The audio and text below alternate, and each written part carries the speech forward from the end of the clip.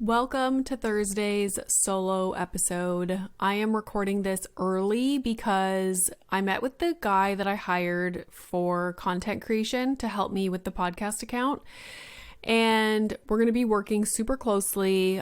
I'm creating all the content, but we will be sharing a Dropbox folder so I can put everything that I want posted about, like the topics, what I want the caption to be, all that stuff will be me, but I put it in this platform called Notion, and then he can create the actual content based on what I put in there. So if I want like a meme that says something funny, like he'll create it.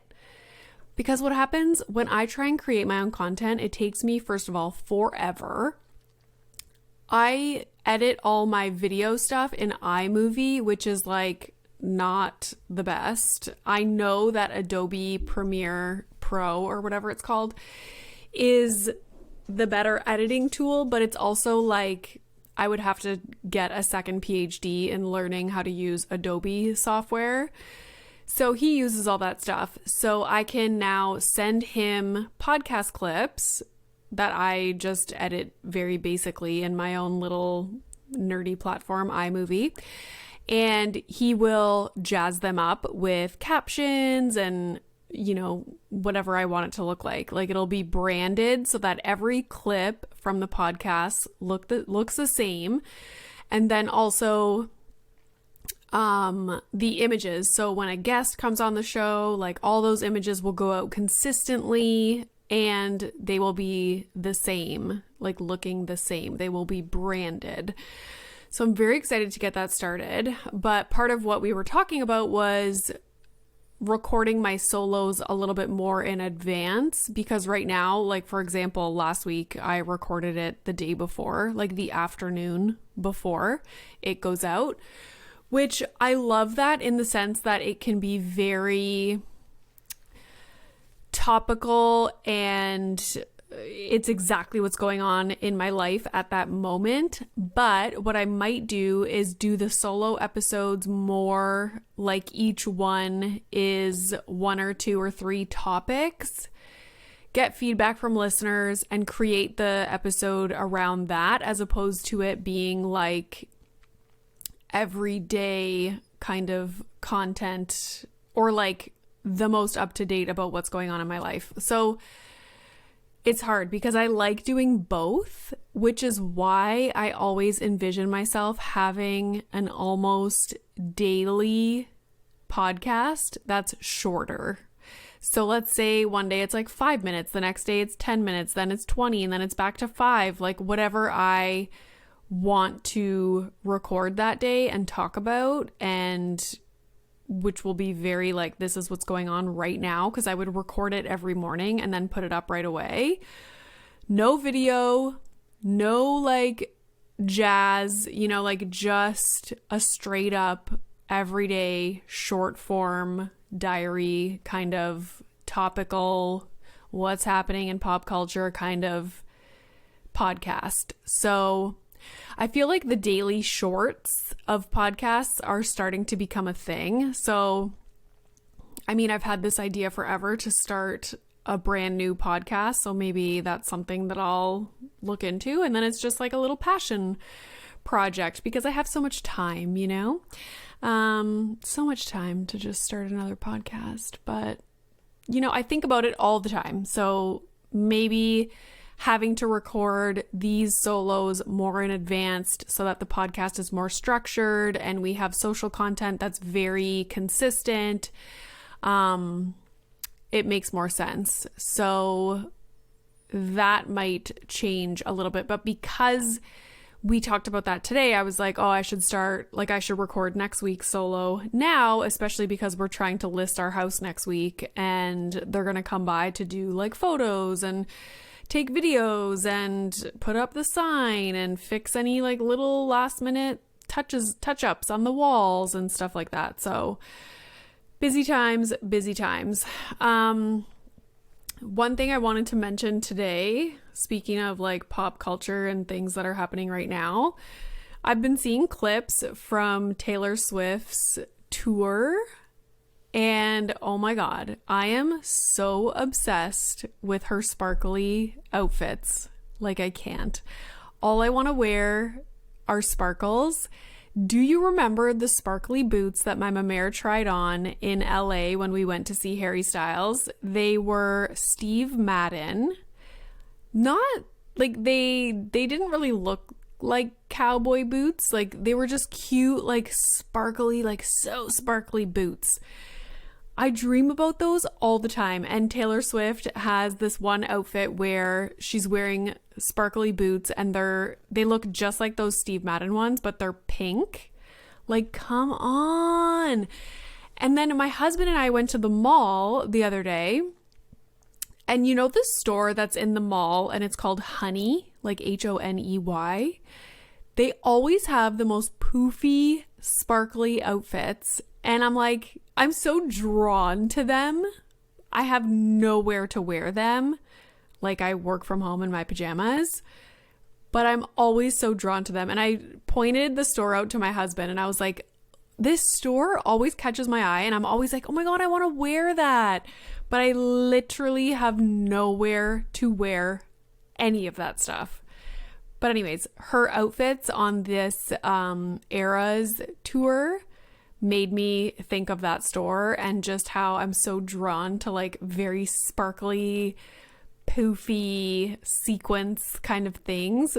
But what I actually wear every day are sweatpants that I've worn for the last like 4 days and a t-shirt and a hoodie. So anyways, that's just a little bit about me. In this episode, I wanted to talk a little bit about the mental load that no one talks about because I put out a clip. I'm pretty sure it was from a podcast. Yeah, it was. It was a guest episode, but now I forget who I was talking to. But anyways, I put out that podcast clip and it went somewhat viral. And then the Huffington Post emailed me about writing an article based on that topic. So they had sent me a bunch of questions and I answered them via email, and then they wrote up this really nice article that featured me, and I was like, oh my God, am I famous? And yeah, so I was like, I should talk more about that on the podcast because people seem to be interested in it. There is a ton of content about the invisible load of motherhood and the mental load of motherhood, but I have never heard anybody talk about the research, the nonstop consuming content, following creators who are parenting experts. You know, half this bookshelf beside me is full of parenting books or relationship books. And that's another thing. You're not only and I'm just going to generalize to moms because I think it's most often the mom that is, you know, right from the beginning, researching about conceiving, fertility, pregnancy, labor and delivery. Like, okay, my husband's a physician, so he has more knowledge than the average person when it comes to pregnancy, labor, delivery, and all that stuff. But I remember buying this book and I highly recommend it. It's called The Birth Partner, I'm pretty sure. And it goes through all the information you could ever want to know about labor, delivery, what to expect, how to support somebody that's going through that. So I bought that. I read it. I was like, wow, this is incredible. But like my husband didn't read it. He didn't read a thing. I'm sure he didn't even Google one thing about like what to expect, like how to support someone. And we did some prenatal classes together. So that was good. Obviously, I'm the one that looked them up and signed us up for them and all that stuff. And this is not like a slight against my husband. This is just stating the facts of how it is and the extra mental work and preparation and not self-induced education, but like what's it called when you're like, you're learning on your own. Anyways, you guys know what I'm trying to say. Independent learning. There we go. So yeah, it's just pointing out the facts of that this part of parenting, pregnancy, labor, delivery, this part of it is often just on one person. And then not only do they consume the content, seek out the content, teach themselves about all these different topics, then they relay all this information to their partner. And that is huge as well. And it can also be frustrating when, for example, when we were having bedtime troubles with Milo, and I, in my mind, because I had like researched, and obviously my situation's a little bit different because doing this podcast and what I do online on social media, I have so many connections to people who are experts in all these different areas. So it's easy for me to reach out to them, explain my situation, and then get help. But I'm, making the assumption that most people are not in that position. And so it's even more work for them to, let's say, get help from someone or gather a bunch of resources, watch YouTube videos, whatever it might be, and come up with a plan on how to navigate, let's say, a bedtime struggle. So if you're the default parent and you're constantly doing bedtimes, then that's one thing. You implement all the information and the strategies that you taught yourself about. But that in and of itself sucks. Nobody wants to be the default parent that's the only person that's doing bedtime every single night. So if you're not, and you share childcare responsibilities, which, hello, we should be, then it can be irritating when you see your partner dealing with a situation like a bedtime battle, and they're doing it in what you would call the wrong way, because you just did a shit ton of research for the last week, talking to friends who have gone through the same thing, like doing collecting all of this data from like a Google search, from content creators, from friends who have gone through the same thing, listening to podcasts, like whatever it might be, parenting books. You have gathered all this information, figured out how to best utilize all these strategies for your specific situation. And now you see your partner who has done no research, has not, bothered themselves with trying to figure anything out about whatever you're going through, in this example, bedtime battle. And they're dealing with it just however they choose to react to it in that moment. And that pisses you off because you're like, I did all this work trying to figure out how to best handle this situation, and now I'm watching you just do whatever. So then usually what happens, and what we do in our situation, is we will have a conversation about the bedtime battle and how we should be handling it so that we're both on the same page. But for the most part, it's me laying out everything that I've learned and how I think we should handle that situation. So that's one example, like the bedtime battle. And this expands to so many different areas of parenting: nutrition, sleep schedules, what to put in their lunches, to not put in their lunches. I made a little infographic here that I'm going to post soon. So gathering resources on sleep, nutrition, and behavior. Let me start over. So this is some of the things that would be considered the mental load that no one talks about. Gathering resources on sleep, nutrition, and behavior. So that would be Google searches, following parenting experts, listening to podcasts, reading parenting books. We are constantly collecting data and information on all these different aspects of parenting, and then implementing those strategies that we've learned about and like using that in our parenting. Keeping track of and worrying about food intake and how your child is peeing, pooping, and sleeping. So that is especially obviously in the newborn stage. That's a lot. Keeping track of all of that stuff and then trying to adjust how to do things in your day-to-day to make those things better if there's a problem. Learning about and assessing developmental milestones. I feel like for the most part, there's one person that is on top of that stuff or who is even well versed enough in developmental milestones to even be aware that maybe your child is behind or you should be doing X, Y, and Z to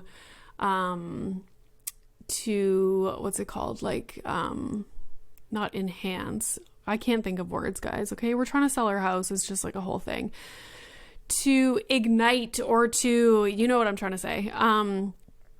So you're gonna, let's say it's speech that you're worried about. You are going to now look up speech content or speech professionals, gather some tools and things that you can do throughout the day to try and, oh my God, what's that word? To try and, oh my God, this is driving me nuts. What's it called when you like, oh my God, I'm going to think about it like halfway, like, oh my God. Anyways, you know what I'm saying? You're going to implement the tools. Consuming parenting podcasts, social media content and books, researching products and reading reviews on products. Are you kidding me? I think I spent Milo's 4.5, probably spent like a full year's time researching products and reading reviews on baby products. So there's that. And then, the biggest part, having to relay all this information to your partner. Do you know how many times we were, we had to get a different car seat? This is a perfect example. So you know how you go from your infant car seat to the toddler or bigger kid car seat, whatever. So my husband's like, oh, we got to get a new car seat. I'm like, yeah, I want to get this one. Send him or show him what the car seat is. And it's like, then you get pushback on why you want that one because it's probably more expensive than another one. And my blood boils a little bit because in my mind, I'm like, now I have to sit here and explain why I want this one and not these 30 other options after researching for literally like 2 or 3 months about car seats. Like now you're questioning and then you have to like justify why you want this car seat versus the others. And it's like, you go do the fucking research. Okay. That's my life for everything. Same with the strollers. Like I researched strollers to no end. And because we had Milo when we were in Sudbury, I specifically wanted, because everybody gets the Up-A-Baby one, but that's 4 wheels. And I was warned, like if you're in Sudbury and you want to use the trails and wintertime and there's like the sidewalks and the roads are like shitty, it's best if you have a stroller that has the 3 wheels, like 1 in the front and 2 in the back instead of the 4 wheels. And I was like, oh, okay, cool. So I like researched to no end all these strollers, finally pick one. And then it's like, well, what about this one? And I'm like, no, I like X'd that one out 3 months ago when I was, in this journey of researching strollers for a year. So anyways, this is all coming back to me. I'm like having flashbacks of how that feels. So if you go through that too, like I feel you. Anywho, it could be anything. As simple as like juice boxes. Well, why do you want this juice box? It's like 50 cents more than this one. I'm like, just stop. Okay. I research everything. So I will be the chooser of things. Okay. What else do we got? So anyways, this is like nobody talks about this part of it. And I'm not sure why. Maybe nobody has really thought about it, but it's huge. Like research, educating ourselves, like it's nonstop. And that's literally all we do. And then we explain to our partners everything that we just found out. So that's huge. Just a side note, I'm done talking about that. Before Christmas, was this Christmas or Milo's last birthday? I forget. I think it was his birthday. So last year, before school was starting, I had this idea, like I got on this like whole kick of I wanted to buy Milo a goldfish. So I had envisioned, probably because I watch TV shows and cartoons and whatever, and they have this cute little glass fish bowl, like just a tiny little fish bowl with some colored rocks at the bottom and like a little tree and then a goldfish that like swims around the bowl. And I was like, that's so cute. Like I want him to have a little goldfish in his bedroom. So my husband and I go to PetSmart and we're looking at the little tanks and the fish, and things started to get complicated really quick. And I Google on my phone, just like, okay, how do you have a goldfish? Like what kind of water do they need, or tank or whatever? It was the most complicated thing in the world. And I was like, I thought you could just put water in a bowl and put a fish in there and call it a day and give him some like flaky fish foods. No. We asked one of the people that works at PetSmart about getting a goldfish, and they confirmed just how actually complicated it is. Like the temperature of the water, filtration system, they have to have like X number, like the space that they have to have in the bowl. Some fish get lonely and they need a friend, but then some fish fight each other and will like fight to the death in the tank. Like it's nuts. And so I was like, okay, never mind. Like this is way too confusing. And then my neighbor got fish for her kids and she said they died like right away. And I was like, yeah, because it's actually so complicated to have a fish. Like they make it seem like you can just get a bowl, a fish bowl, fill it with water, and that's it. And it's not. It's actually so complicated. So we never got a goldfish. But I was talking to my neighbor, and when she brought that up, I was like, oh my God, this all came back to me about how we were researching to get a fish. And I was like, holy shit, this is way too complicated.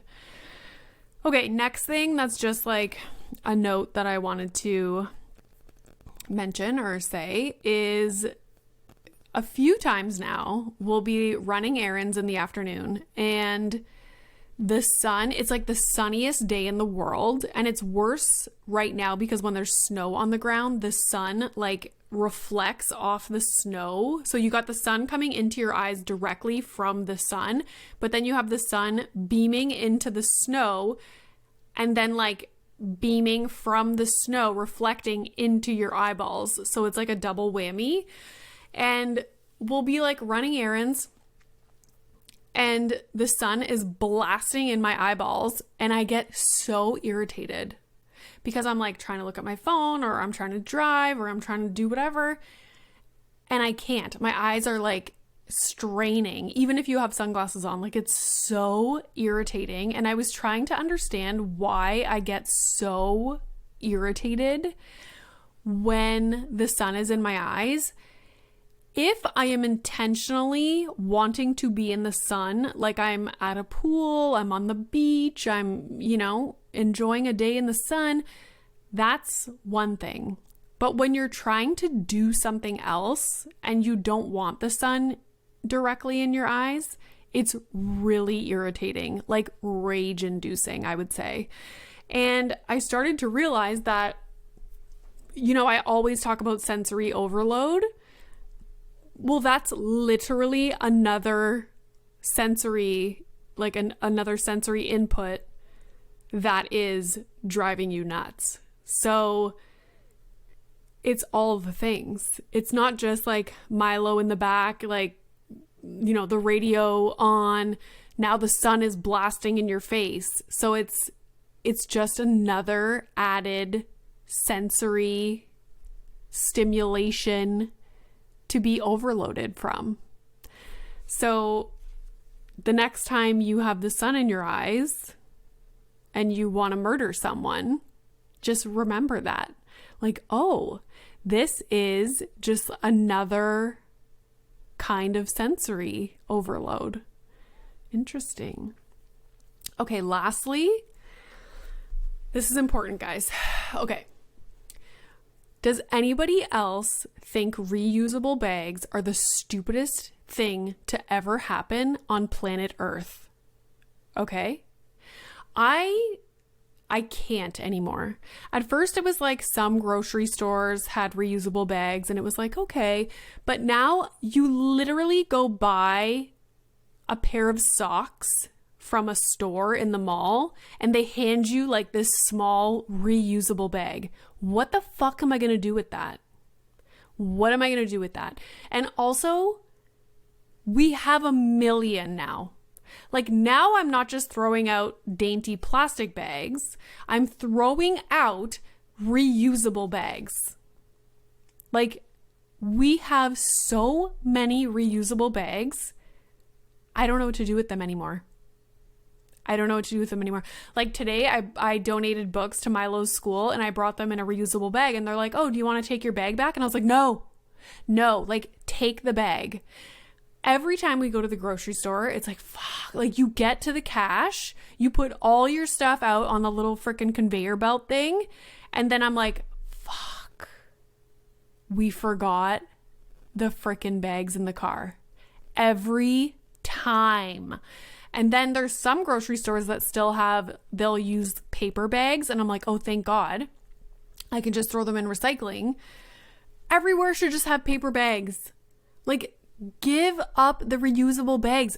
Every single store doesn't need to have reusable bags. Like, oh my God, it drives me nuts. What are we supposed to do with them?